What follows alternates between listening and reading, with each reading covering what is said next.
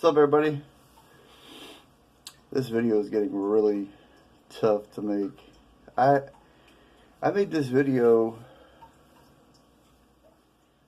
back in 2013, I believe, and I explained it pretty well. But I went back and watched it the other day, and I just wasn't happy with the way it turned out. So I figured, you know, let's go at it again and try and make it again and do an update on life and where I'm at now and things like that. So at the end of, I'm going to speak about my illness and try and just talk about some different things. I'm probably going to be all over the place at times. Forgive me for that ahead of time. But I just wanted to talk a little bit about what I do, treatment-wise, what prognosis is for the future, like, and different things like that, and talk about people that I've lost that have the same illness, close friends of mine, a lot of things. So at the end of 2010, I was diagnosed. For years I was trying to figure out, they sent me to different doctors from the time I was a kid. You know, I'd always be at the doctors with reoccurring sinus infections, bronchitis, pneumonia, ear infections. Just my left eardrum has burst at least 4 times that I'm aware of. One time I didn't go to the doctor because I knew what it was, and I just started taking antibiotics, which is probably stupid, but you know, sometimes you just get tired of running to the doctor. But so the end of 2010, I was diagnosed with common variable immunodeficiency. The doctors, they say 1 in 25,000 to 1 in 50,000 people are diagnosed, so it varies. And basically, my body is more susceptible to infections, cancer. I don't live a normal life like a lot of people do. I can't do a lot of things that normal people can do. I get easily burned out. It just doesn't take much to wear me out. And I started noticing these things when, you know, when I was in high school. I played football, and I used to ask people, like, I'd be like, my teammates and stuff, I'd be like, so do you get pain here? Do you get pain here?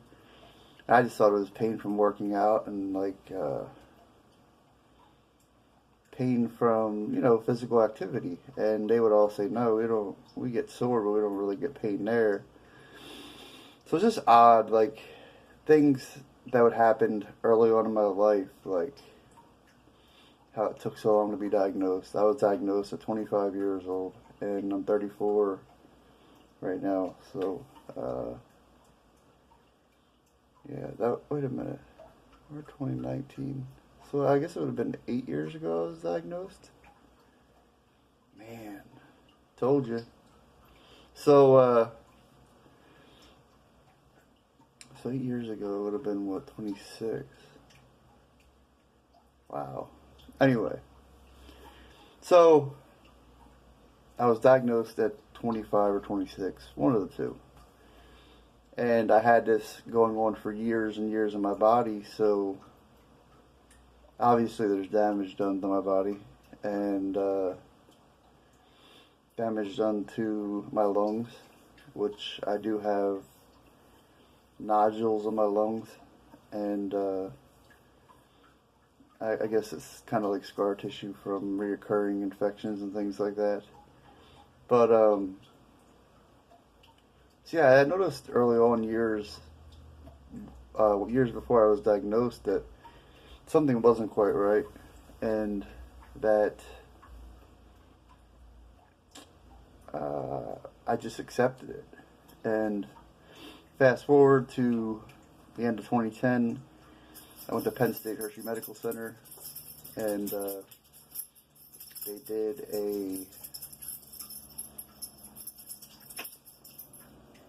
pneumonia vaccination, and somehow they tested my blood after that, and basically when I did a pneumonia vaccination, my body, it was like shooting water into my body. It like resisted it.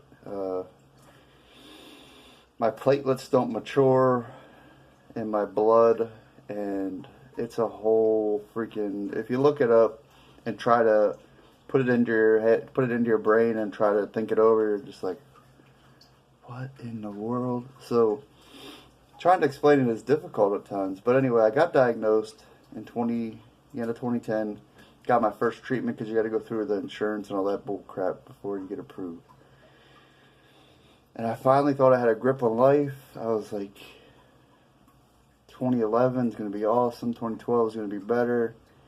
You know, I can go back to work again. I can do the things that I wanted to do. And so I started doing these infusions, which I infuse weekly, subcutaneously. They call it sub-Q. Or they have a version called IVIG, which is just through the vein. And some people it helps more, some people it makes the side effects worse. So, and I infuse immunoglobulins into my body weekly, 20 grams. And it takes roughly total about 4 hours. And I had to do that for the rest of my life. And you never get used to stabbing yourself 5 times every week. It's just something, you just don't get used to it. And so it's been tough, but I deal with it. And so anyway, thinking my life was going to get back to normal, I quit smoking after I was diagnosed, shortly after I was diagnosed, because it was tough for a while. I started doing these infusions, and I didn't notice much difference. And like a year went by, I did notice I was getting sick less, but the joint pain, like I attempted to go back and work part-time for a company called Boscov's. It's like a Sears or a, it's in the line of Sears, but went back and worked in the warehouse and receiving, and it just murdered my body. It killed me, and I quit after 6 or 7 months. I just couldn't do it anymore. My immunologist gave me a note, told me to take time off, because my levels at that time were pretty low, my IgG levels. For a normal person, it's IgG levels. If you'll have to Google it, because I didn't put that into this video. I didn't study everything that means, but a normal person's range between 1,000 and 1,800, I believe. And at the time, mine were at like 400 and something. So right now, mine is still low. It's at like 6.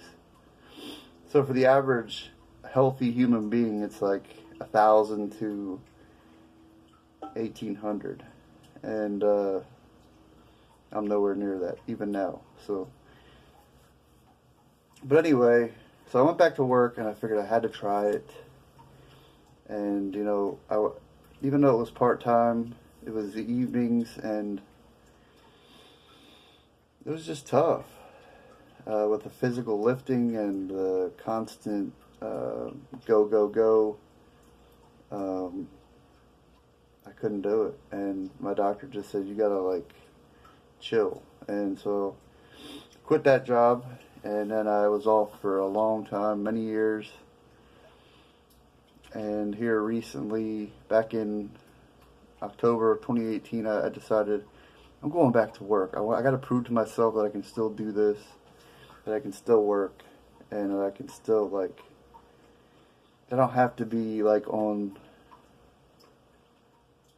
don't have to get benefits. I don't have to get Social Security. I don't have to get any of that. Like, I can prove I can still work. So I went back and I worked at a Harry's Furniture in Loyola, Pennsylvania, and delivering furniture, where I worked in 2004 and 2005. I did it for 2 months, and it was just, once again, I couldn't function. Yeah, these jobs just took so much out of me because I would get constant reoccurring infections, sinus infections, bronchitis, ear infections, secondary infections in my joints. So that's the reason why I had to quit my jobs and why they didn't work out. You know, the pain level was just horrendous. From all the heavy lifting and the stress and the just being up on your feet 8 hours a day trying to work, and it just didn't work. The constant infections, I still deal with the infections now. You know, I'm on antibiotics between 12 and 15 times a year for constant bronchitis, pneumonia, sinus infections. I've had surgery done for my sinuses. I've had just different things done to try and improve my life. And so, I don't know. It looks like antibiotics is just something I'm going to have to be on for, you know, as much. I have noticed that it's been harder to get rid of infections. The longer I'm on these antibiotics, the longer it takes for me to get rid of something, and eventually, you know, I'm prepared. Because you just never know. So I quit after 2 months, and here I am now. And it's like, you know, my mom was diagnosed with cancer in July of 2018. So she did her chemo, got surgery, had a hysterectomy, the full hysterectomy done. And we thought after the chemo she would be, you know, it would be over. And so it's not. It spread to her liver. And so now I believe I quit work for a reason.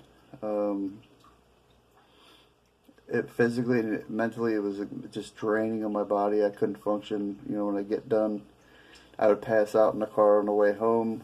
It was just tough. And now I just sit here and wonder, like, what do I do next? You know, I've lost numerous friends, very good friends, from the same illness, and you know, it crosses your mind every day, like, how long do you have to live? Because I look like a healthy human being. Like, people are like, well, you don't look sick. No, I don't look sick because I fight every day to look healthy. When I'm out in public, I just try to look as normal as possible. And not saying I'm very normal looking, but I try. So that's a little bit of my story. And there's people that are worse than me. There's people that are a lot better than me. And yeah, it's tough. But mentally, I think it's made me stronger. In some ways, it's made me stronger. Other ways, I look at life a lot differently. I guess I try not to take life for granted, and try to make the most out of it. But that is my story, a little bit of my story. I'll get into more of it. This is just one part for now. I don't know how much I'm going to edit out or how bad this video is going to be, but I wanted to do an updated video. Maybe I'll insert footage of me doing an infusion, or at least inserting needles. I don't know. We'll see how that goes. But thank you all for watching. Sorry about my dog. I guess it's telling me that's the end of the video. So thanks for watching.